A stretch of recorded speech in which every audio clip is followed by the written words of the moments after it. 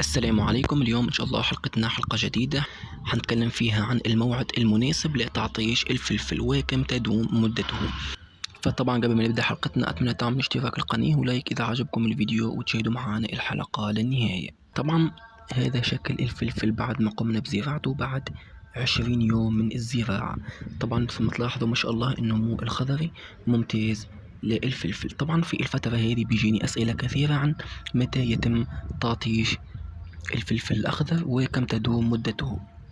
طبعا في نقطة مهمة لازم أتكلم عليها، إنه قبل التعطيش لازم تقوم بري الفلفل بانتظام.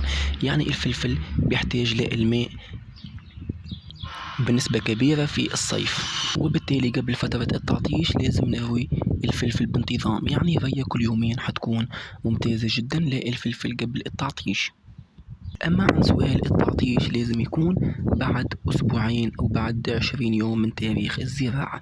يعني لما النبات يطلع من 5 إلى 6 أوراق بالشكل هذا، فبالتالي النبات صار جاهز للتعطيش.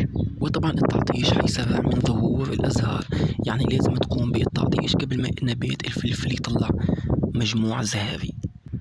أما بالنسبة للسؤال الثاني كم تدوم مدة التعطيش، طبعا لما يكون الطقس شديد الحرارة نكتفي بالتعطيش لمدة 10 أيام فقط، لأنه مع ارتفاع درجات الحرارة ممكن يسبب في موت شتلات الفلفل، فبالتالي نكتفي ب10 أيام فقط بدون أي ري.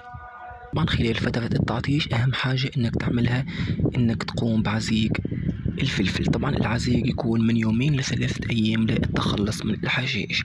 وطبعا لو في إصابات ممكن إنك ترش السماد الورقي فقط، وممنوع إنك تروي لمدة 10 أيام. طبعا الفلفل من المزروعات اللي بتحتاج لأشعة شمس كثيرة، ومن المستحسن إنه تكون الحرارة من 4 إلى 5 ساعات كل يوم حتى طبعا ينتج ويعطي إنتاج جيد.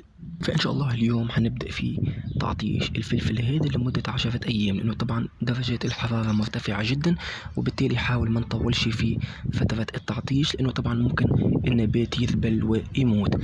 فبالتالي حنقوم بالتعطيش لمدة 10 أيام وبعدها حنروي بانتظام.